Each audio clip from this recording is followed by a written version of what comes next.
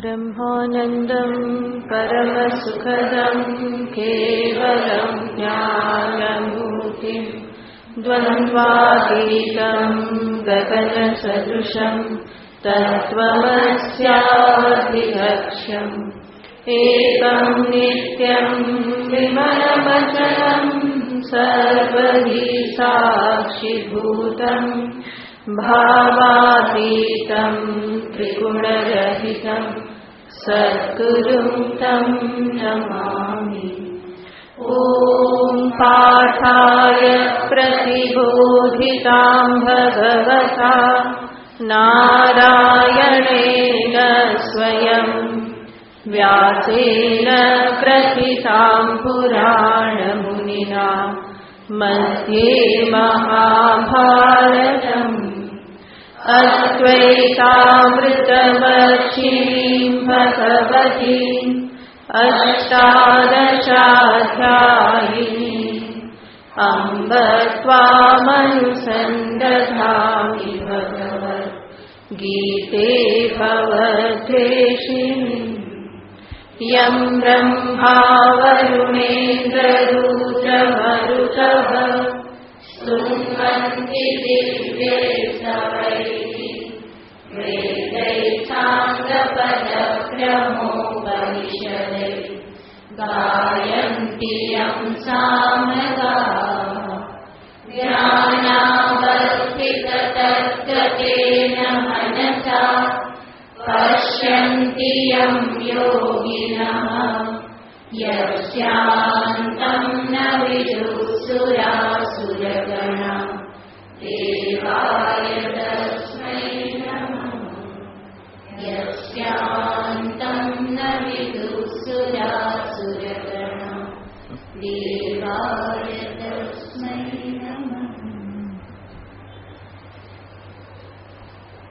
श्रीभगवानुवाच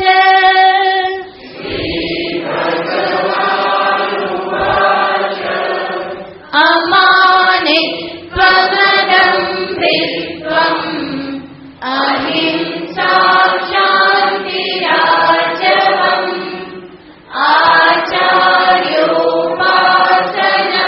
शौचम्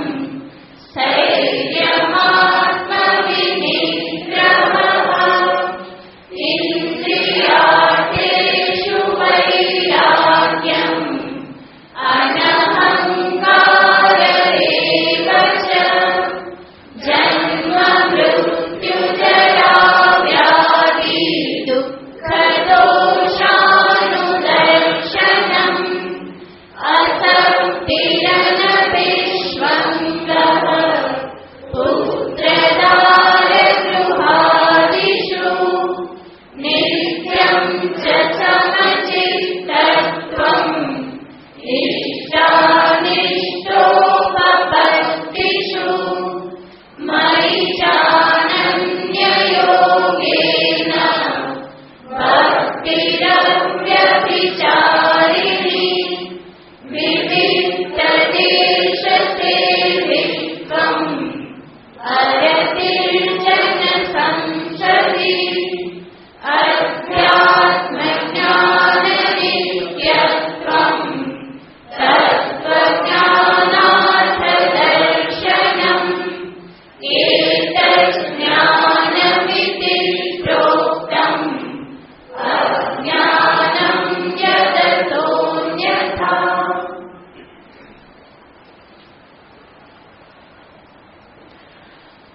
ભગવાન શ્રી કૃષ્ણચંદ્ર સાધકોને માટે અધ્યાત્મ માર્ગને બતાવી રહેલા છે. જેણે અધ્યાત્મ માર્ગે ચાલવું હોય, તત્વજ્ઞાન પ્રાપ્ત કરી પરમ આનંદની ઉપલબ્ધિ કરવી હોય તો એના માટે કયો માર્ગ છે, શું કરવું જોઈએ, જીવન કેવી રીતે જીવવું જોઈએ, એનો ઉપદેશ ભગવાન આ 5 શ્લોકોમાં આપી રહેલા છે. જેમાં છેલ્લે ભગવાને દર્શાવ્યું હતું આત્મવિનિગ્રહ, શરીર મન ઉપર પ્રભુત્વ. અધ્યાત્મ પથે જે પણ ઉપલબ્ધિ કરવાની છે એ ઉપલબ્ધિ શરીર અને મનરૂપી સાધન વડે જ કરવાની છે. અને કોઈ પણ સાધનથી કોઈ સાધ્યની સિદ્ધિ કરવી હોય તો એ સાધન એને અનુરૂપ હોવું જોઈએ. સાધનમાં સાધ્યને સિદ્ધ કરવા માટેની અનુરૂપતા અનુકૂળતા હોવી જરૂરી છે. એક સાધનથી સર્વ કાર્ય થઈ શકે નહીં. બધાને માટે એક જ સાધન વપરાય નહીં. એક જ ત્રાજવું લોખંડને જોખવા માટે અને એ જ ત્રાજવું સોનાને જોખવા માટે ન વપરાય. સુવર્ણને માટે અલગ સાધન જોઈએ, લોખંડને માટે અલગ સાધન જોઈએ. તો સાધ્યને અનુરૂપ સાધન હોવું જોઈએ. મને પ્રાપ્ત થયેલા સાધન શરીર, ઇન્દ્રિય, મન, બુદ્ધિ આ બધા સાધનો પણ જે સાધ્યની હું સિદ્ધિ કરવા માંગુ છું એને અનુકૂળ હોવા જોઈએ. જો અનુકૂળ ન હોય, અનુરૂપ ન હોય તો એનાથી સાધ્ય સિદ્ધિ નહીં થાય. માટે સાધકનું સર્વપ્રથમ કર્તવ્ય થઈ જાય છે એ પોતાના સાધનને ઠીક કરે. સાધનામાં સાધકનું સર્વપ્રથમ કર્તવ્ય પોતાને પ્રાપ્ત થયેલા સાધનોને યોગ્ય બનાવવા, અનુકૂળ બનાવવા. અને એ સાધનને અનુરૂપ બનાવવા માટે જ ભગવાન શ્યામ સુંદર અહીંયા આ સદ્ગુણોનો ઉપદેશ આપે છે. જેમાં કહ્યું આત્મવિનિગ્રહ. તો શરીર અને મન આ સાધન કેવા હોય સાધકને માટે? કે સાધકનું એના ઉપર પ્રભુત્વ હોય. અને આ પ્રભુત્વ કેવી રીતે પ્રાપ્ત કરેલું હોય? કોઈ દમન કરીને નહીં, પરંતુ વિવેક દ્વારા, વિચાર દ્વારા. પ્રભુત્વનો અર્થ છે કે સહજ નિયંત્રણ. એનો નિગ્રહ દબાવીને નથી રાખતો, પરંતુ સહજ નિયંત્રણ છે. તો શરીરને નિગૃહિત કરવાને માટે, એને સ્થિર કરવા માટે અભ્યાસ કરવો પડે છે. સૂક્ષ્મ આત્મતત્વ સુધી પહોંચવા માટે ધ્યાન આદિ જે અભ્યાસ છે એમાં સર્વપ્રથમ શરીરને સ્થિર રાખતા શીખવું પડે છે. માટે યોગ શાસ્ત્રમાં તો આસન સિદ્ધિને બહુ જ મહત્વ આપવામાં આવેલું છે. સાધકને માટે પણ વેદાંતનું ધ્યાન, નિધિધ્યાસન આદિ કરતી વખતે આ શરીરની સ્થિરતાની જરૂર પડે છે. નહીં તો શરીરની અસ્થિરતા જે છે એ ફરી મનને અસ્થિર કરી દેશે. તો પહેલાં જે સ્થૂલ હોય એને પકડવાનું હોય, એને સ્થિર કરવાનું હોય. તો શરીરને સ્થિર કરવા માટે અભ્યાસ કરવો પડે. એવી જ રીતે શરીર પછી મનને પણ સ્થિર કરવું પડે છે. એ જ યોગ શાસ્ત્રમાં, યોગ વાસિષ્ઠમાં વસિષ્ઠજી રામજીને ઉપદેશ આપતા મન નિયંત્રણ માટેના ઉપાય દર્શાવે છે. એ ઉપાય છે અધ્યાત્મ વિદ્યાધિગમ સાધુ સંગતિરેવ ચ વાસના સંપરિત્યાગ પ્રાણસ્પંદ નિરોધનમ એતાસ્તા યુક્તયઃ પ્રોક્તા સંતિ ચિત્ત જયે કિલ. હે રામ, ચિત્ત ઉપર જય મેળવવા માટે, વિજય મેળવવા માટે આ 4 ઉપાય યુક્તિ બતાવવામાં આવેલ છે.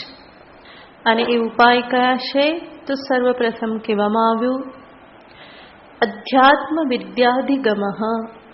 અધ્યાત્મ વિદ્યાને જાણવી. અધ્યાત્મ વિદ્યાને જાણવી એનો અર્થ શું? એનો અર્થ અહીંયા થાય છે આત્માનમ અધિકૃત્ય ઇતિ અધ્યાત્મમ. જે મારું આ શરીર, ઇન્દ્રિય, મન, બુદ્ધિનો આ જે કાર્યકરણ સંઘાત છે એના સંદર્ભમાં વિચાર કરવો. શરીર શું છે? મન શું છે? મન કેવી રીતે પ્રવૃત્ત થાય છે? ક્યાં પ્રવૃત્ત થાય છે? મનનો પ્રેરક, એનો પ્રેરયિતા કોણ છે? કેવી રીતે કાર્ય કરે છે? વિષયોનું ગ્રહણ કેવી રીતે થાય છે? જ્ઞાન કેવી રીતે થાય છે? તો મનની પ્રવૃત્તિને પહેલા સમજવી પડે. કોઈ પણ વસ્તુને નિયંત્રિત કરતા પૂર્વે એના સ્વભાવને, એની પ્રવૃત્તિને સમજવા પડે. જેમ કે કોઈ અશ્વને નિયંત્રિત કરતા પૂર્વે એની કઈ લાક્ષણિકતાઓ છે, એનો સ્વભાવ, એની આદતો કેવી છે એ પહેલા સમજવું પડે અને પછી એના ઉપર નિયંત્રણ પ્રાપ્ત કરી શકાય. એવી રીતે મનની લાક્ષણિકતાઓને સમજવી પડે, મનના વ્યાપારને સમજવું પડે. તો એ રીતે થોડા અંતર્મુખ થઈ મનના સ્વરૂપને, વ્યાપારને, લાક્ષણિકતાને, એમાં ઉઠતી વૃત્તિઓને સાધકે પહેલા સમજવી પડે. તો એને અહીંયા કહેવામાં આવ્યું છે અધ્યાત્મ વિદ્યાનો અધિગમ. બીજો ઉપાય દર્શાવવામાં આવ્યો છે સાધુ સંગતિ. સાધુ સંગતિ, સત્પુરુષોનો સમાગમ, સાનિધ્ય, એ પણ મન ઉપર વિજય પ્રાપ્ત કરવામાં ઘણો મહત્વનો ઉપાય છે. સાધુ સમાગમ કરવાથી, એમની પાસે બેસવાથી મને ખ્યાલ આવે કે એ કેવી રીતે મનને નિયંત્રિત કરીને રાખે છે, એમણે કેવી રીતે પ્રભુત્વ પ્રાપ્ત કર્યું. એમની પાસેથી મને ઉપાય સાંભળવા મળે. મારા મનમાં જે કંઈ પણ હોય એની રજૂઆત હું ત્યાં કરું તો એનો પણ મને એ ઉપાય આપે, સમાધાન આપે. મનની લીલાઓ બહુ અકળ છે, એને પામવી એ બહુ જ કઠિન છે. માટે જ જાતે જાતે મન ઉપર વિજય પ્રાપ્ત કરી શકાતો નથી. તો કોઈક મહાન વ્યક્તિનું શરણ લઈ એની સાથે સત્સંગ કરી, સમાગમ કરી અને મનને કેવી રીતે રાખવું, પકડીને રાખવું, સમજાવવું, એ યુક્તિઓ, ઉપાય એની પાસેથી શીખવા પડે છે. માટે આપણા શાસ્ત્રોમાં સત્સંગતિને બહુ જ મહત્વ આપવામાં આવ્યું છે. ભર્તૃહરિ પણ કહે છે સત્સંગતિ કથય કિમ ન કરોતિ શ્રેયઃ. સત્સંગતિ, સાધુઓની સંગતિ કયું કલ્યાણ નથી કરતી. એનો અર્થ સર્વ પ્રકારે એ કલ્યાણકારી છે. જીવનને સન્માર્ગે વાળવા માટે, ધર્મ પથે વાળવા માટે સાધુ સમાગમ એ જ મહત્વનો ઉપાય છે. એવી જ રીતે મનને પણ સમજવા માટે સત્સંગ એ જ સૌથી મહાન ઉપાય છે. બાકી તો જીવનો પોતાનો મનની સાથે એટલો બધો દ્રઢ અહંભાવ હોય છે કે એ ક્યારેય પોતાને અને મનને જુદો જોઈ શકતો નથી. પોતાને મનથી જુદા જોવાનું સત્સંગ જ શીખવાડે છે. મન સાથે વાર્તાલાપ કરતા સત્સંગ શીખવાડે છે. કઈ અવસ્થામાં મનને કેવી રીતે હેન્ડલ કરવું એ સત્સંગ શીખવાડે છે. મનની નબળાઈઓમાંથી કેવી રીતે મુક્ત થવું એના ઉપાયો આપણા શાસ્ત્રો, મહાપુરુષો દર્શાવે છે. એના સિવાય બીજે ક્યાંય ઉપાય મળવાનો નથી. તો સત્સંગતિ એ પણ ચિત્ત જય માટેનો ઉપાય છે. સાથે સાથે સાધકોને કહેવામાં આવે છે સંતોના જીવન ચરિત્ર પઠન કરવાનું, વાંચવાનું. એનામાંથી પણ મને ખ્યાલ આવે કેવી રીતે સાધના કરેલી છે, કેવી રીતે પોતાના મનને સંભાળેલું છે. એ ઉપાયને હું એમાંથી સમજી શકું છું. અનેક વિઘ્ન બાધાઓની વચ્ચે પણ કેવી રીતે પોતાના લક્ષ્યને માટે નિષ્ઠા ધારણ કરી, કેવી રીતે દ્રઢ રહ્યા, આ બધું સંતોના જીવન ચરિત્રથી જાણવા મળે છે. તો સત્સંગતિ એ મનને નિયંત્રિત કરવાનો બહુ જ મહાન પ્રકૃષ્ટ ઉપાય છે. ત્રીજું કહેવામાં આવે છે વાસના સંપરિત્યાગ. સાધકે એકાંતમાં શાંતિથી બેસી અને વિચારવું જોઈએ કે મારા મનમાં કેવા કેવા પ્રકારની વાસનાઓ, ઈચ્છાઓ ઉત્પન્ન થતી રહેશે. આ ઈચ્છા વાસના જ મનને વિક્ષિપ્ત કરે છે. તો શાંતિથી બેસી વિચાર કરી અને સમજવું પડે કે કઈ પ્રકારની વાસના છે અને એમાંથી હું કેવી રીતે મુક્ત થઈ શકું. ક્યાં સુધી એ વ્યાજબી છે, એની પૂર્તિ કરવી ક્યાં સુધી યોગ્ય છે, એની પૂર્તિ કરવામાં કેટલો લાભ છે, કેટલું નુકસાન છે, ધ્યેયની નજીક પહોંચું છું, ધ્યેયથી દૂર જઉં છું, આ બધો વિચાર ફરી ફરીને કરી અને જે નિરર્થક વાસનાઓ, ઈચ્છાઓ છે એને ઉખેડી અને દૂર કરવી પડે છે. મનને અનેક પ્રકારના તુક્કાઓ લગાવવાની ટેવ છે. કંઈ હાથમાં ના આવવાનું હોય અને છતાં પણ એને રમણ કરવાની ટેવ છે. પૂર્વ સંસ્કારોના કારણે, ખોટી વેલ્યુઝના કારણે જ્યાં પ્રવૃત્ત ન થવાનું હોય ત્યાં એ પ્રવૃત્ત થઈ જાય છે. વધારે વિચાર કરતો નથી કે અંતે શું હાથમાં આવશે.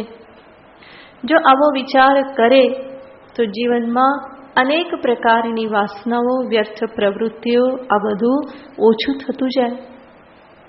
તો વાસના સંપરિત્યાગ.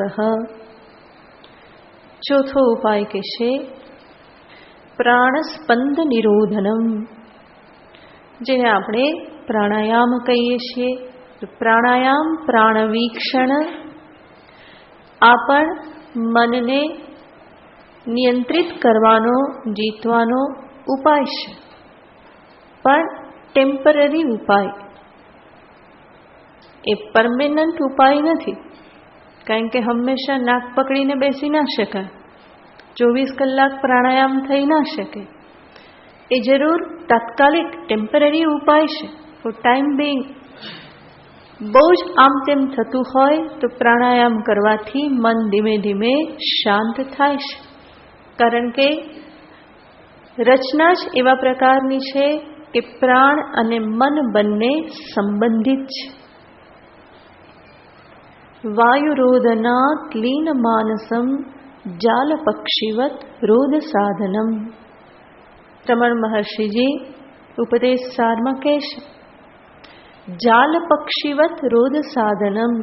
જેવી રીતે પક્ષીને ઉડવામાં અવરોધ કોણ કરી દેશે, એના ઉપર ફેંકેલી જાળ. એવી જ રીતે મનને ઉડાઉડ કરવામાંથી કોણ પાછું વાળે છે કે વાયુરોધન, પ્રાણાયામ. એમાં જ આગળ કહે છે પ્રાણબંધનાત લીન માનસમ એક ચિંતનાત નાશમેત્યદઃ. તો પ્રાણબંધનાત લીન માનસમ, પ્રાણરૂપી બંધન રજ્જુથી મનને બાંધી દેવામાં આવે છે, એનાથી એ લીન થઈ જાય છે. તો મન બહુ વિક્ષિપ્ત હોય, પ્રાણાયામ કરવામાં આવે તો મન ધીમે ધીમે શાંત થાય છે. માટે ધ્યાનની પૂર્વે થોડા પ્રાણાયામ કરવાનું વિધાન છે. તો એ બંનેનો બહુ જ સીધો સંબંધ છે. સ્વયં ઉપનિષદ કહેશે કે પ્રાણબંધનમ હિ સૌમ્ય મનઃ. હે સૌમ્ય, હે શિષ્ય, મન કેવું છે પ્રાણબંધનમ, જે પ્રાણથી બંધાઈ જાય છે. તો પ્રાણસ્પંદ નિરોધનમ, આ મનને શાંત કરવાનો ઉપાય છે. એતાસ્થા યુક્તયઃ પ્રોક્તા સંતિ ચિત્ત જયે કિલ. હે રામ, આ બધી યુક્તિઓ કહેવામાં આવેલી છે. શેના માટે? ચિત્ત ઉપર, મન ઉપર વિજય પ્રાપ્ત કરવાને માટે. યુક્તિઓ તો શાસ્ત્રમાં ઘણી બધી કહેવામાં આવેલી છે, પરંતુ એ બધી મને કામ ત્યારે લાગે જ્યારે હું પોતે સંકલ્પ કરું કે મારે મનને સમાહિત કરવું છે, કેળવવું છે. કોઈને કોઈ પ્રકારે મારે મનના સ્વામી બનવું છે. હું એનો સેવક રહેવા નથી માગતો, પરંતુ એ મારું સેવક બની રહે, હું એનો સ્વામી બની રહું. આ પ્રમાણેનો સાધક પોતે નિશ્ચય કરે તો આ બધા ઉપાયો કામ લાગે. નહીં તો પોતાના નિશ્ચય વગરનું આમાંનું બધું માત્ર શાસ્ત્રમાં રહી જાય, અને નહીં તો નોટમાં લખેલું રહી જાય, અને નહીં તો બીજાને કહેવા માટે ઉપદેશ રૂપ રહી જાય. તો આ રીતે આત્મવિનિગ્રહ, મનને કોઈને કોઈ રીતે નિયંત્રણમાં રાખવું. લાલયેત ચિત્ત બાલકમ, શાસ્ત્રમાં જ કહેવામાં આવ્યું છે, ચિત્તરૂપી બાલકનું લાલન કરે, એને બરાબર કેળવે, એને પ્રેમથી સમજાવે, ગુસ્સાથી સમજાવે, લાલચ આપીને સમજાવે.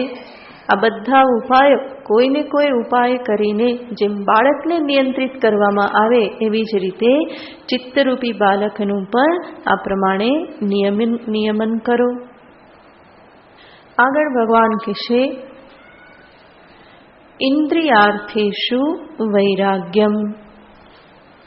ઇન્દ્રિયોના અર્થમાં, વિષયોમાં વૈરાગ્ય. આગળ મનને નિગ્રહ કરવાનું કીધું, તો વૈરાગ્ય એના માટેનો ઉપાય છે.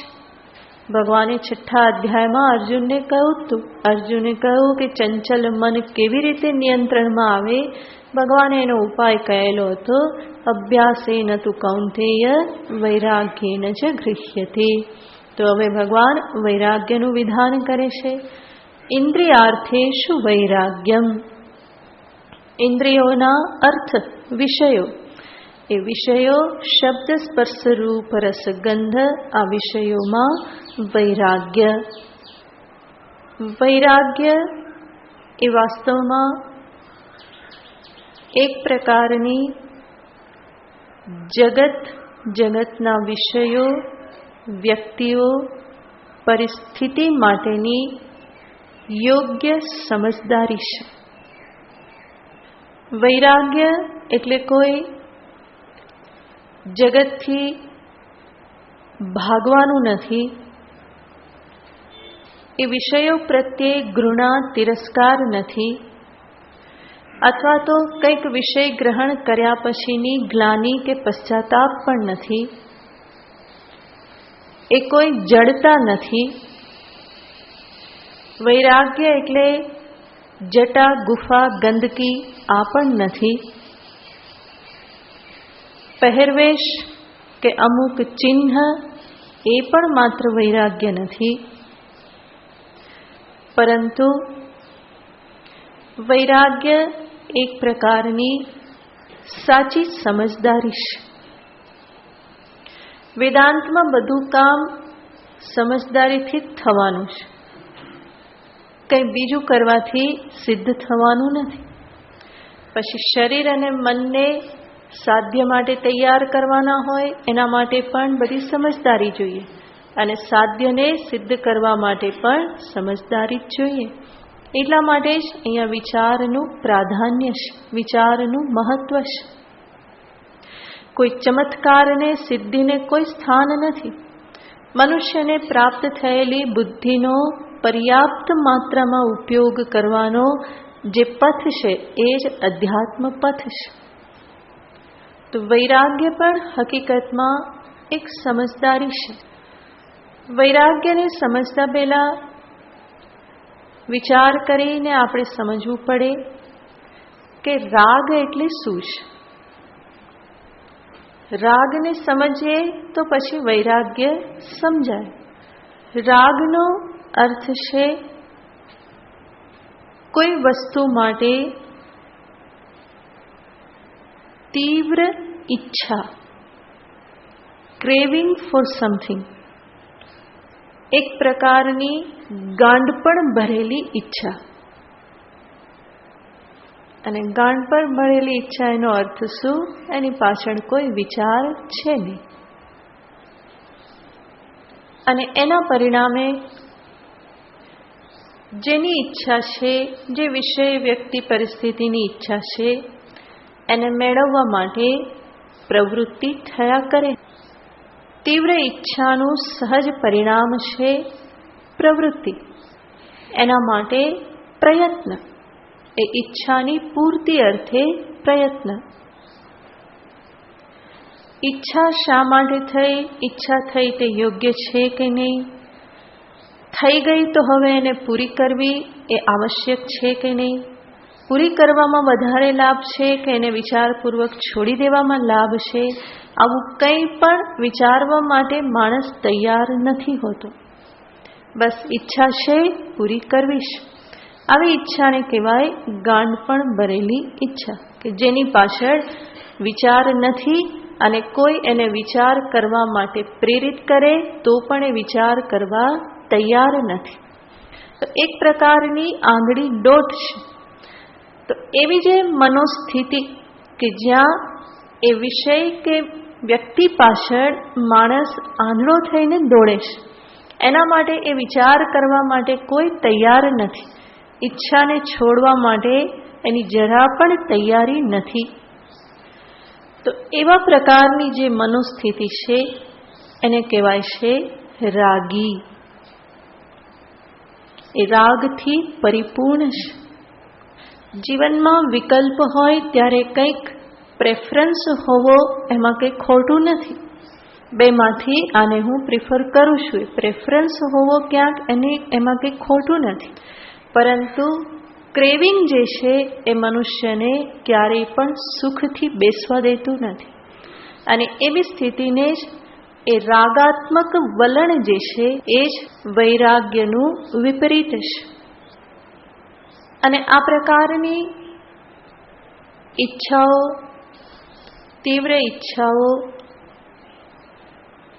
એટલા માટે મનુષ્યના મનમાં થાય છે કે મૂળભૂત રીતે તો એ સુખી અને સલામત રહેવા ઝંખે છે. અને એને લાગે છે કે આ મને મળી જશે તો હું સુખી અને સલામત થઈ જઈશ. સલામતી માટે એ હંમેશા અર્થ પુરુષાર્થને પ્રાધાન્ય આપે છે. સુખી થવા માટે હંમેશા કામ પુરુષાર્થને પ્રાધાન્ય આપે છે. વાસ્તવમાં પુરુષાર્થ 4 છે: ધર્મ, અર્થ, કામ, મોક્ષ. પરંતુ એ પોતે કેટલા જોઈ રહેલો છે? 2 જ પુરુષાર્થ. હું સલામત હંમેશા રહું એટલા માટે અર્થ પુરુષાર્થ, અને જે કંઈ પણ મારી પાસે છે એને ભોગવીને હું સુખી થઈ જાઉં તો સુખને માટે કામ પુરુષાર્થ. તો જીવન આ અર્થ અને કામ પુરુષાર્થમાં જ પૂરું થઈ જાય છે. જરૂર અર્થ અને કામ પણ જીવનમાં ઉપયોગી છે, એ સંપૂર્ણ નિરર્થક છે એવું નથી. એવું હોત તો શાસ્ત્ર એનું વિધાન પણ ન કરત. પરંતુ જેટલી ઉપયોગિતા છે એના કરતાં અનેક ગણું મહત્વ આપી દેવામાં આવેલું છે. અને પરિણામે જીવન એ 2થી જ પૂરું થઈ જાય છે. થોડો વિચાર કરે તો એને સમજમાં આવે કે આનો કોઈ અંત નથી. જો હું પોતે ફૂલ સ્ટોપ ન મૂકું તો એનો અંત ક્યારેય આવવાનો નથી. હજુ જોઈએ, હજુ જોઈએ, હજુ જોઈએ, હજુ વધારે ભોગવી લઉં, ભોગવી લઉં, ભોગવી લઉં, આ સતત ચાલ્યા કરવાનું છે. તો અર્થ અને કામ જે છે, જો મનુષ્ય પોતે વિવેક ન કરે તો એનો અંત ક્યારેય પણ આવતો નથી. એમાં ફૂલ સ્ટોપ ક્યારેય નહીં આવે. જે થોડો પણ વિચારશીલ વ્યક્તિ છે એ પોતાના જ જીવનના આ અનુભવો, પોતાના જ જીવનની આ દોડાદોડી જે છે એનો વિચાર કરી અને એનું મન પ્રશ્ન કરતું થાય છે, શું આટલું જ છે જીવન? અને આમ કરતા કરતા કરતા કરતા શું મને જે જોઈએ છે મળી જાય છે કે નહીં?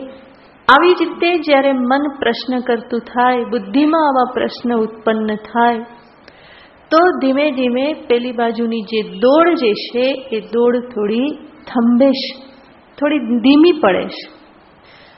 જે ગાનપણ હતું એ ધીમે ધીમે ઓછું થાય છે. વધારે વિચાર કરશે તો એને સમજાશે કે વાસ્તવમાં સલામતી કે સુખ એ વિષયોમાં નથી.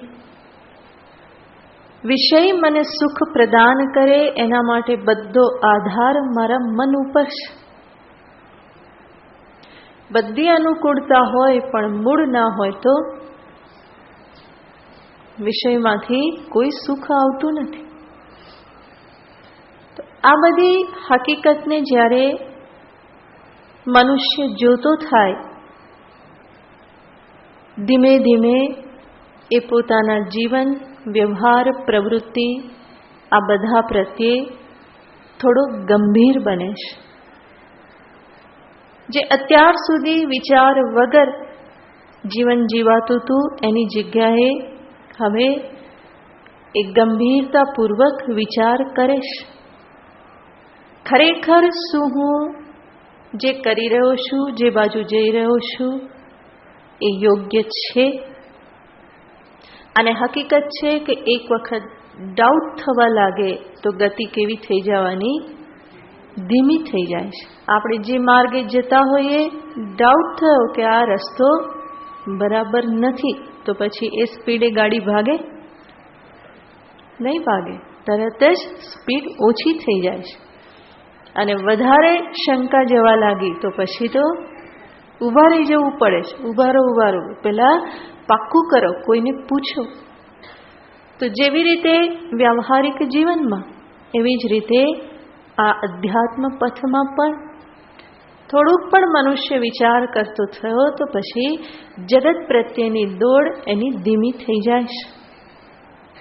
અને એક વખત એવો આવે છે કે એને સમજાઈ ગયું તો દોડની દિશા આખી બદલાઈ જાય છે. જીવનમાં યુ ટર્ન આવી જાય છે. ફરી ફરીને વિચાર કરીને સમજી શકે છે કે આ બધું જ મેળવવા માટે સમય, શક્તિ, ધન આ બધું જ ગુમાવવું પડે છે. જીવનમાં કંઈ પણ ફ્રી મળતું નથી. દરેકને માટે કિંમત ચૂકવવી પડે છે. પછી કોઈ વિષય હોય કે પછી કોઈ સંબંધ હોય, વ્યક્તિ હોય, વિષયને મેળવવા, જાળવવા માટે કિંમત ચૂકવવી પડે છે. એવી જ રીતે સંબંધને નિભાવવા માટે, સંબંધનો લાભ ઉઠાવવા માટે કિંમત ચૂકવવી પડે છે. તો ક્યાંય કંઈ ફ્રી મળતું નથી.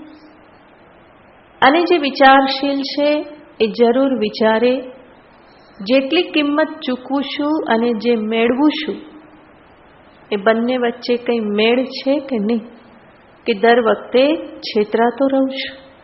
ખર્ચ વધારે છે કે લાભ વધારે છે. આ વિચાર કરે તો વ્યર્થ વ્યવહાર, વ્યર્થ પ્રવૃત્તિ આ બધું ધીમે ધીમે છૂટતું જાય. અને આ વિચારના પરિપાકે જ એ સાધકને વિષયો પ્રત્યે, વ્યક્તિઓ પ્રત્યે એક યોગ્ય સમજ પ્રાપ્ત થાય છે. એનું મન આ રાગથી મુક્ત થયું છે. અને પરિણામે એવી એક ટોટલ ઓબ્જેક્ટિવિટી એને પ્રાપ્ત થઈ છે કે જેના પરિણામે વિષયો, વ્યક્તિઓ, સંબંધો જેવા છે એવા એને જોઈ શકે છે. એનું વાસ્તવિક દર્શન, રિયલ દર્શન કરી શકે છે. અત્યાર સુધી એ રાગના રંગે રંગાયેલો હતો, એટલા માટે સાચું દર્શન નહોતું થતું. પરંતુ વિવેકના પરિપાકે હવે યથાર્થ દર્શન કરી શકે છે. જેવું છે એવું એને જોઈ શકે છે. એને હવે વધારે મહત્વ આપતું નથી. અને એટલે જ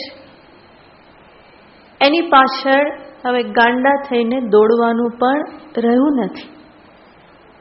જેટલી આવશ્યકતા છે સ્વીકાર કરી લેશે, પરંતુ એની પાછળ પણ વિવેક વિચાર રહેલા છે. અંધ બનીને, મોહાંધ બનીને કંઈ કરતો નથી. એક એવી સ્વસ્થ મનોસ્થિતિ પ્રાપ્ત થાય છે કે જેના પરિણામે એ સાધક જ્યાં છે ત્યાં સર્વથી અલિપ્ત રહી શકે છે. નથી એને વિષયોની પ્રશંસા કરવાની જરૂર, નથી નિંદા કરવાની જરૂર. જે છે, જ્યાં છે, જેવા છે એવા બરાબર છે. મારે કામના નથી. આનું નામ શું છે? વૈરાગ્ય. જેને કામનું હોય એને ભોગવે, લઈ જાય. મારા કામનું નથી. તો વૈરાગી વ્યક્તિ એ કોઈ ભાગેડું વ્યક્તિ નથી કે ભયથી બધું છોડી દીધેલ નથી, પરંતુ વિચાર વિવેકના પરિપાકે વાસ્તવિકતાની ભૂમિ ઉપર ઉભેલો એક પરિપક્વ મનુષ્ય છે, જેણે જગતના વિષયો, વ્યક્તિઓ, સંબંધો, પરિસ્થિતિઓ આ બધાની વાસ્તવિકતાને જાણી લીધેલી છે.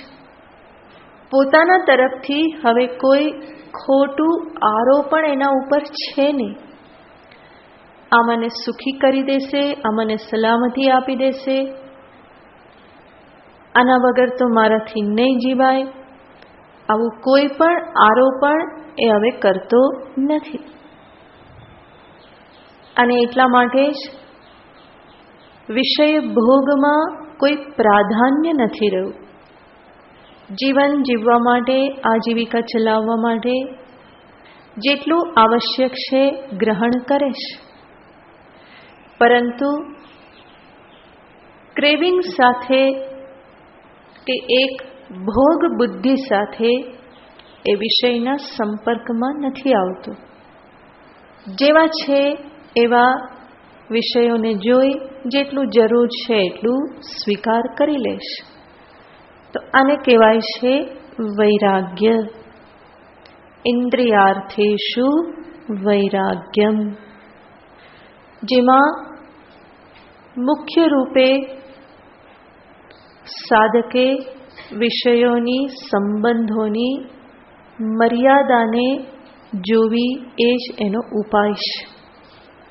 સમગ્ર દર્શન જ અંતરમાં વૈરાગ્ય લાવી શકે.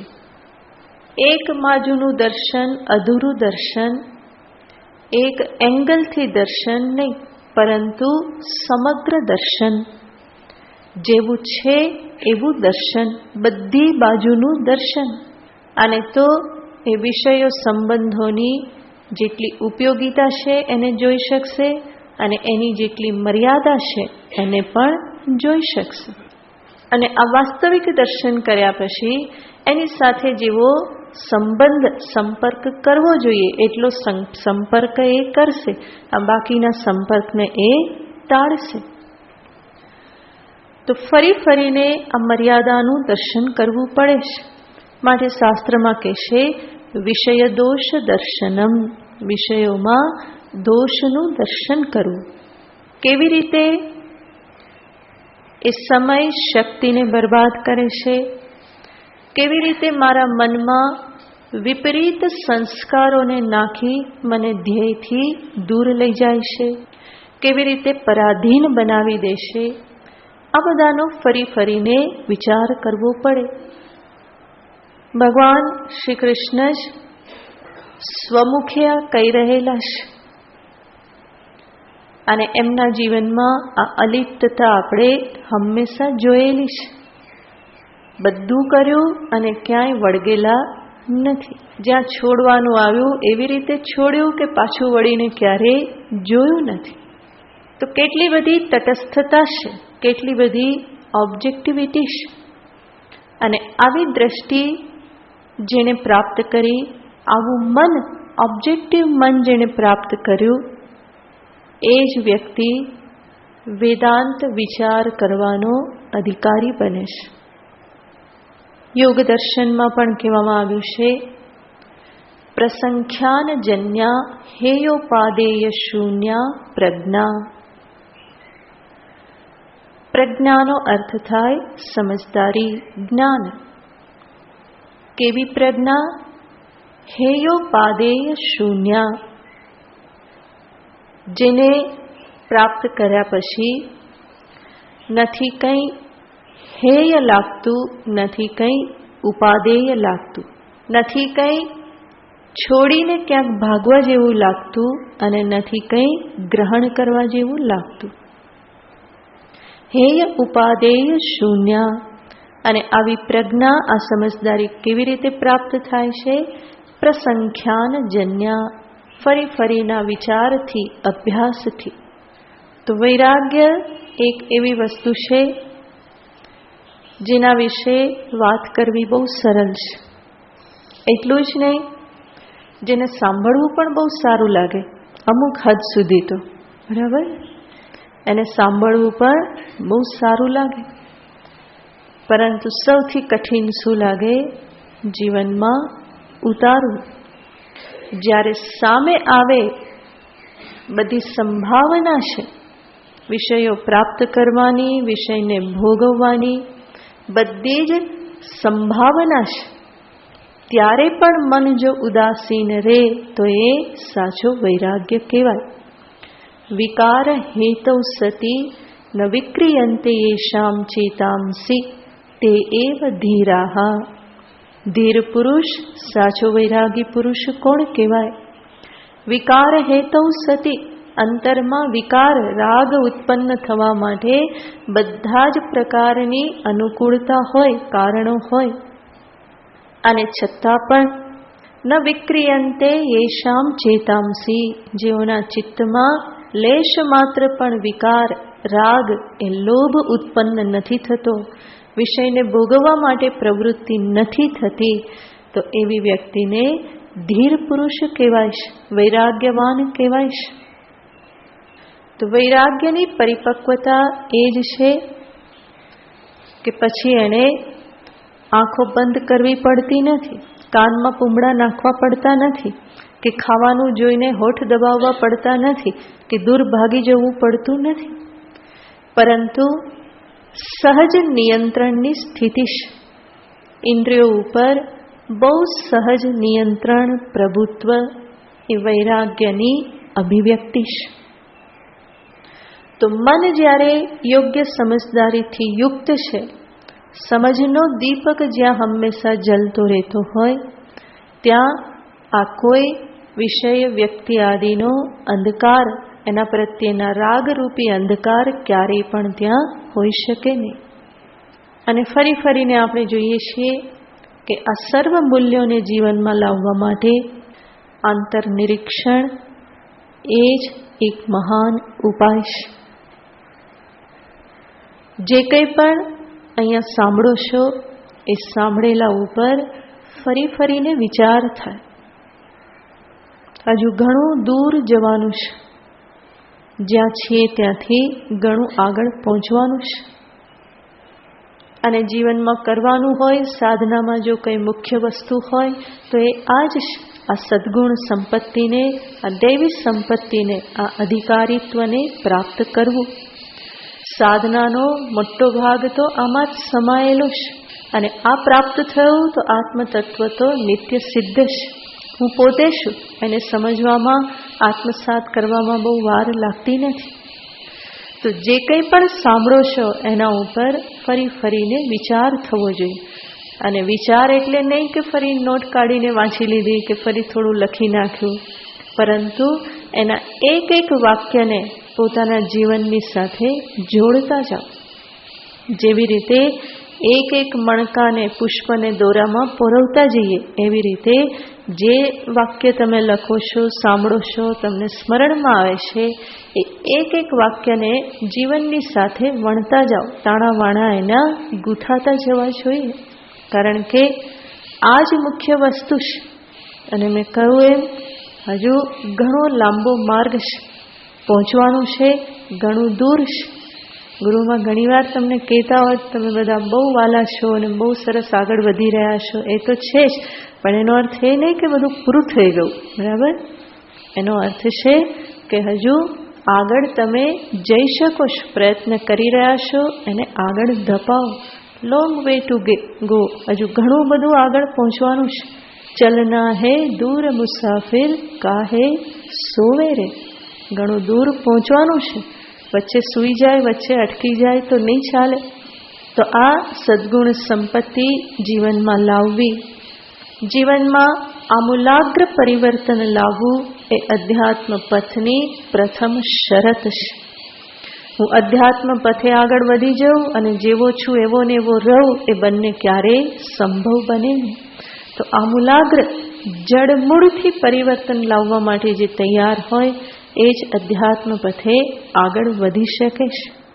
બાકી તો બધા કિનારે છપછબ્યા કરે છે, અને છપછબ્યા કરીને સંતોષ માની લે તો એક અલગ વસ્તુ છે. સમુદ્રના કિનારે ઊભા છપછબ્યા કર્યા અને શું કહે છે? અમે તો સમુદ્રને પામી લીધો. પણ એવું નથી. સમુદ્ર કેટલો અગાધ છે, કેટલો ઊંડાણ ભરેલો છે, કેટલો ગંભીર છે, એ કિનારે ઊભવાથી ખબર નથી પડતી. તો એવું ના થઈ જાય કે આપણે કિનારે જ છપછપ્યા કરતા હોય અને આપણે શું માની લઈએ, આપણે તો પ્રાપ્ત કરી લીધું. એવું ના થઈ જાય. એટલા માટે બહુ જ પ્રામાણિકતાપૂર્વક આ જીવન જીવવાનું છે. પડે પડની પ્રામાણિકતા, બૌદ્ધિક પ્રામાણિકતા બહુ જ અનિવાર્ય છે. પોતાની જાતનું બહુ જ તટસ્થ દર્શન કડક બનીને કરવું પડે છે. કારણ કે હંમેશા આપણને પોતાની જાત પ્રત્યે બહુ જ નરમ રહેવાની ટેવ છે. બહુ જ ઢીલા, બહુ ક્ષમાશીલ, માફી આપનારા રહેવાની ટેવ છે. બીજા બધાને તો સજા આપીએ, પરંતુ જાત પ્રત્યે કેવા છીએ? બહુ જ કુણા છીએ. બધી દયાલુતા, બધી કરુણા આ બધું વધારે ક્યાં પ્રગટ થાય છે? પોતાની જાત પ્રત્યે. તો એવી રીતે જાતને પંપાડીને ના રાખે, પરંતુ બહુ જ તટસ્થ દર્શન, જેવો છું એવો હું મારું પોતાનું દર્શન કરું અને પછી જે કંઈ પણ સુધારા વધારા કરવાના હોય એના માટે હું તૈયાર થઉં. તો વધારે પડતા જાતની આડ પંપાડ ના કરીએ, પરંતુ તટસ્થ બની રહીએ. કડક મૂલ્યાંકન, તો પોતાની જ સર્જરી કરવાની છે. અને એ કોઈ સામાન્ય વસ્તુ તો નથી. બીજા તો કરી આપે, પરંતુ જાતે જાતે ચેકો મારો એ બહુ તકલીફ છે. ચેકો ક્યાં? કાંટો લાગી ગયો હોય તો બીજાને આંગળી ધરવી પડે, એટલે ને ભાઈ કાઢી દે ને કે. કારણ કે હું કાઢું તો કેવું થાય? બહુ ધીમે ધીમે. જરાક કાઢે તો પાછું તરત જ ના બહુ દુખે છે. પણ પેલો બીજો જે છે ને, એ આંગળી પકડીને ફટાફટ નાખીને બધું કાઢી આપે. તો બીજા કરે એ તો થોડું સરળ લાગે છે, પરંતુ અહીંયા તો બીજા કરીને કેટલું કરે. અધ્યાત્મ પથમાં તો જાતે જ આ બધું કરવાનું છે, સર્જરી કરવાની છે. માત્ર ઉપાય બતાવવામાં આવે, રસ્તો બતાવવામાં આવે, પરંતુ ચાલવાનું તો સાધકે પોતાએ હોય છે. માટે જ જીવન પ્રત્યે ગંભીર બનીને, સમયનું મૂલ્ય સમજીને, જે તક જીવનમાં પ્રાપ્ત થયેલી છે એના પણ મૂલ્યને બરાબર સમજીને જીવનમાં આ બધું ઉતારવાનો બહુ જ ગંભીરતાથી પ્રયત્ન કરવો જોઈએ. માત્ર સાંભળવામાં રસિયા નહીં બનવાનું. બરાબર? સાંભળવું તો ગમે, રસ આવે, બરાબર છે, પણ એટલા માત્ર રસિયા બનવાથી ઉદ્ધાર નહીં થાય. સાચો રસ શેમાંથી પ્રાપ્ત કરવાનો? એને પોતાના જીવનમાં જોઈને ઉતારવામાં, એમાંથી જ મહાન રસ લેતા શીખવાનું છે. અને એક વખત એ રસ લેતા જે શીખી ગયો એના માટે પછી આ બધી રમત છે, બધી આ એક પ્રકારનો ખેલ છે. આ સદ્ગુણોને પ્રાપ્ત કરવા માટે એ જીવનમાં એક રમત રમતા શીખી જાય છે. પછી એ કઠિન રહેતું નથી. કઠિન ત્યાં સુધી જ હોય છે જ્યાં સુધી આપણામાં તીવ્ર અહંકાર હોય. જે અહંકાર મને મારું દર્શન કરવા ન દે, મને વિચાર કરવા ના દે, તો એને જો થોડો શિથિલ કર્યો અને જાત પ્રત્યે કડક થઈ અને થોડું આંતરનિરીક્ષણ કરતા શીખ્યા તો પછી કંઈ કઠિન નથી. તો વૈરાગ્ય, અમાનિત્વ, અદંભિત્વ આ બધાને જીવનમાં જોવાના છે. બીજા ઘણા બધા લેખાજોખા કર્યા, પરંતુ હવે કયા લેખાજોખા કરવાના છે? આ કરવાના છે. અમાનિત્વનું પલ્લું કેટલું નીચું છે, દંભિત્વ અદંભિત્વમાં કોણ વધારે જીતી જાય છે. તો જીવન તો આપણે જાણતા નથી એવી રીતે સૂક્ષ્મ રીતે માન, દંભ, વક્રતા આ બધાથી ભરાઈ જતું હોય છે. આપણને લાગે કે આપણે બહુ સરસ છીએ, પરંતુ સૂક્ષ્મ રીતે આ બધા કામ કરતા હોય છે. ક્યાંક ને ક્યાંક માનિત્વ આવી જતું હોય, ક્યાંક દંભિત્વ આવી જતું હોય, ક્યાંક સરળતા ઉડી જતી હોય અને વક્રતા આવી જતી હોય, ક્યાંક વ્યર્થ હિંસા થઈ જતી હોય. તો આ જો ધ્યાન ના આપીએ તો જીવનમાં તો આ બધું વણાયેલું છે. અનેક વર્ષોથી જે રીતે જીવન જીવ્યા છીએ તો આ તો બધું વણાઈ ગયેલું છે. અને એવું વણાઈ ગયું છે કે ખબર પણ નથી પડતી. એટલા માટે બહુ વધારે સજાગતાની, બહુ વધારે સાવધાની, ગાંભીર્યની આ બધાની આવશ્યકતા છે. તો આ લેખાજોખા કરવાના છે. આ બધો હિસાબ રોજ રાત્રે કરવાનો છે. રોજ સૂતા પહેલા થોડો સમય આપીએ અને આ હિસાબ થોડો કરતા રહીએ કે ભાઈ આ કેટલું છે. અમાનિત્વમ, અદંભિત્વમ જીવનમાં કેટલા પર્સન્ટેજ છે? 100%માંથી કેટલું છે? 40-60 કેટલું છે? તો માનિત્વ કેટલું છે? અમાનિત્વ કેટલું છે? દંભિત્વ કેટલું છે? અદંભિત્વ કેટલું છે? સરળતા કેટલી? વક્રતા કેટલી? હિંસા કેટલી? અહિંસા કેટલી? આ બધાનો હંમેશા વિચાર કરતા રહેવું પડે અને તો જ જીવનમાં આગળ વધી શકાય. નહીં તો વર્ષોનો સત્સંગ, વર્ષોનું શ્રવણ જે છે એ થોડુંક પુણ્ય પ્રદાન કરીને પર્યાપ્ત થઈ જાય છે. થોડુંક પુણ્ય મળે એનાથી શું, પરંતુ થવું શું જોઈએ? જીવન સફળ થવું જોઈએ. એવું હું જીવન જીવું આ બધા સત્સંગના પરિપાકે કે મારા જીવનનો મહાન પુરુષાર્થ, પરમ પુરુષાર્થ મોક્ષ જે છે એ આ જ જીવનમાં પ્રાપ્ત થાય. જીવતે જીવ હું જીવન મુક્તિને પ્રાપ્ત કરું. એક મનુષ્ય તરીકે હું જે એક ચરમ શિખર પર પહોંચી શકું એમ છું, એ ચરમ શિખર પર આ જ જીવનમાં હું પહોંચી જાઉં. તો એના માટે તો આ અધ્યાત્મ સાધના છે. પુણ્ય કમાવા માટે બીજા ઘણા બધા રસ્તા છે. એના માટે માત્ર સત્સંગ નથી, એ તો બાય પ્રોડક્ટ કરો તો એ પ્રાપ્ત થવાનું છે. પરંતુ એટલા માત્રમાં અટકી જવાનું ના હોય. તો બહુ જ ગંભીરતાથી પોતાના જીવનને લઈ અને આ બધી બાબતોને જીવનમાં જોવાની હોય. અનેક વખત તમે મૂલ્યોનું શ્રવણ કરેલું છે, પણ ફરી ફરીને એનું શ્રવણ કરવામાં કલ્યાણ જ છે. કારણ કે જે વાર લાગે છે શેમાં લાગે છે? આમાં જ લાગે છે. બાકી મહાવાક્ય તત્વમસી સમજી જવું, તત્ એટલે શું, ત્વમ એટલે શું, બંનેનો વાચ્યાર્થ શું છે, વાચ્યાર્થમાં એકત્વ ન થાય, લક્ષ્યાર્થમાં એકત્વ સંભવ બને, શુદ્ધ ચૈતન્ય શું થઈ ગયું?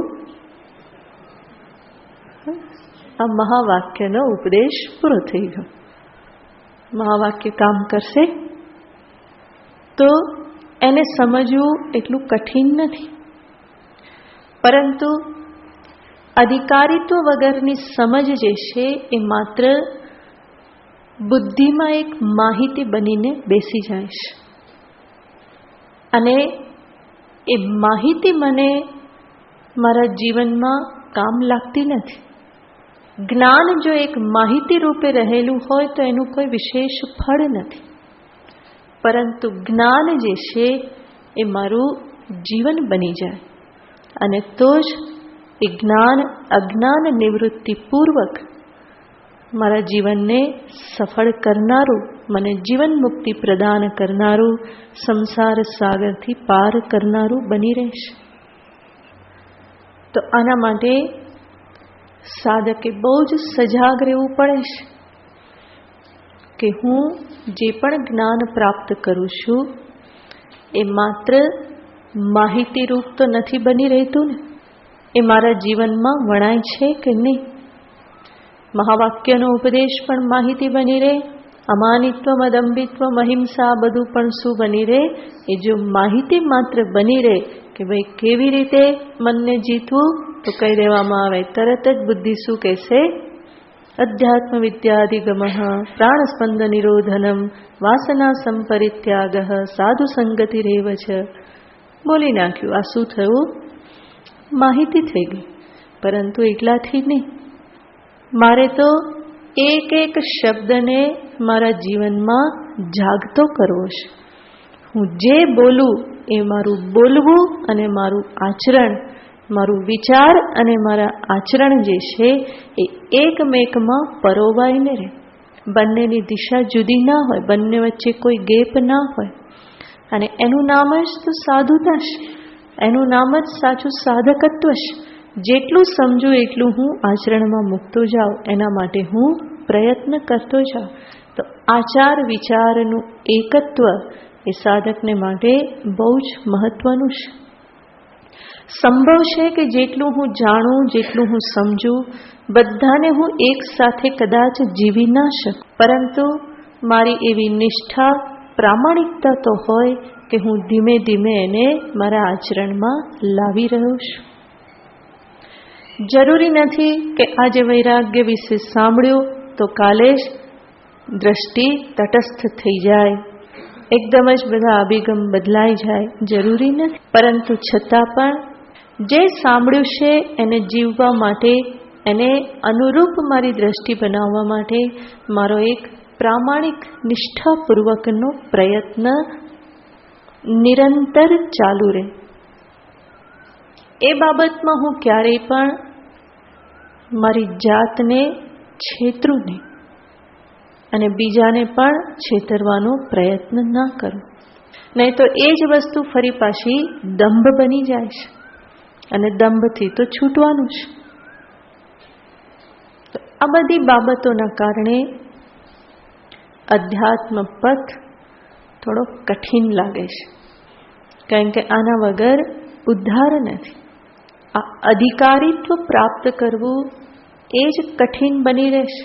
અને માટે કહેવામાં આવે કે જ્ઞાન માર્ગ કેવો છે? કઠિન છે. તો આ જોઈએ તો કઠિન તો છે જ. વેદાંત સિદ્ધાંત કઠિન નથી, બ્રહ્મ વિદ્યા એટલી કઠિન નથી. તત્વ તો મારું પોતાનું જ સ્વરૂપ છે, નિત્ય સિદ્ધ છે. મારે એને સિદ્ધ નથી કરવાનું, મારે એને વ્યાપક નથી બનાવવાનું, મારે એને શુદ્ધ નથી કરવાનું, ત્યાં કંઈ નથી કરવાનું. પરંતુ એક તત્વ આત્મસાત થાય એના માટે પાત્ર તૈયાર હોવું જોઈએ. અને પાત્ર તૈયારીમાં જ ઘણી બધી મુશ્કેલીઓ છે, એમાં જ ઘણી બધી કઠિનતા છે. ક્યાં ક્યાં મન ભરાઈ જાય છે ખબર પણ નથી પડતી. ક્યાંક ભરાઈ ગયો અને એવું લટકી જાય કે ફરી ત્યાંથી છૂટવાનું નામ નથી લેતું.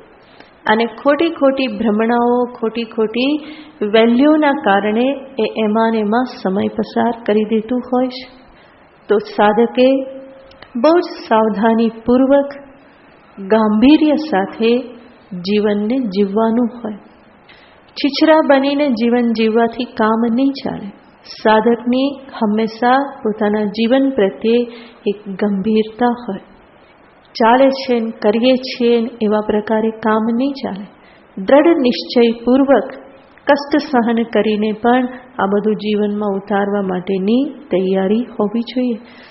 તો આપણે જેમ વાત કરી કે આજે વૈરાગ્ય જે છે એ વૈરાગ્ય માટે જે વિચારની જરૂર છે, વિવેકની જરૂર છે, એમાં સૌથી મોટો પ્રતિબંધ છે મનુષ્યનો અહંકાર, ખોટો અહંકાર. એને વિચાર નહીં કરવા દે. બીજા શીખવાડે તો પણ વિચાર કરવા માટે તૈયાર નહીં થાય. માટે ભગવાન ઇન્દ્રિયાર્થેષુ વૈરાગ્યમ, પછી તરત જ વાત કરે છે અનહંકાર એવ ચ. અનહંકાર, અહંકારનો અભાવ. અહંકાર શબ્દનો અર્થ થાય છે અહમ ક્રિયતે ઇતિ અહંકારઃ. અહમ અહમ ક્રિયતે, હું કરતા રહેવું એ શું છે? અહંકાર છે. જે હું નથી એને હું માની લેવું અને પછી એમાં જે કંઈ પણ થઈ રહ્યું છે એની જે વિશેષતા છે એને પોતાની માની અને પોતે કરે છે એવું અભિમાન કરવું, એ કહેવાય છે અહંકાર. અને એ દ્રષ્ટિએ જોઈએ તો અહંકારમાં જે અહમ રહેલો છે એ સંપૂર્ણ બનાવટી અહમ છે, કૃત્રિમ અહમ છે. શરીર, ઇન્દ્રિય, મન, બુદ્ધિ આ બધા અનાત્મા છે. એ અનાત્માની સાથે સંબંધ બાંધી લેવો અને અનાત્માના ધર્મોને, એની વિશેષતાઓને પોતાનામાં સમજી અને એના માટે બડાસ મારવી, એ શું કહેવાય છે? અહંકાર. આ અહંકાર કરવાનું ક્ષેત્ર બહુ જ વિશાળ છે. હું કરું, કંઈક થયું તો ક્રેડિટ લઈ લેવી, આ બધું કોનું કામ છે? અહંકારનું. અને એનું ક્ષેત્ર બહુ જ વિશાળ છે. કોઈને છોડતો નથી. જરાક ચાન્સ મળવો જોઈએ માથું ઉચકવાનું. એક બાજુથી દબાવીએ તો બીજી બાજુથી ફૂલે, બીજી બાજુથી દબાવો તો ત્રીજી બાજુથી ફૂલે. તો અહંકારની લીલા પણ બહુ વિચિત્ર લીલા છે. અહંકારનું જે ક્ષેત્ર છે કે જીવ ક્યાં ક્યાં અહંકાર કરે છે, કયા કયા ક્ષેત્રોમાં એ પોતે અહંકાર કરે છે, તો એ અહંકારના ક્ષેત્રને આપણા શાસ્ત્રોમાં 4 વિભાગમાં વહેંચવામાં આવ્યા છે. તો બહુ વિસ્તૃત ક્ષેત્ર, પણ એને 4માં જ વહેંચી અને એને સર્વનો એમાં સમાવેશ કરવામાં આવ્યો છે, જેને વિસ્તારથી પછી જોઈશું. ઓમ પૂર્ણમદઃ પૂર્ણમિદં પૂર્ણાત પૂર્ણમુદચ્યતે પૂર્ણસ્ય પૂર્ણમાદાય પૂર્ણમેવાવશિષ્યતે. ઓમ શાંતિ શાંતિ શાંતિ. હરિઃ ઓમ શ્રી ગુરુભ્યો નમઃ. હરિઃ ઓમ.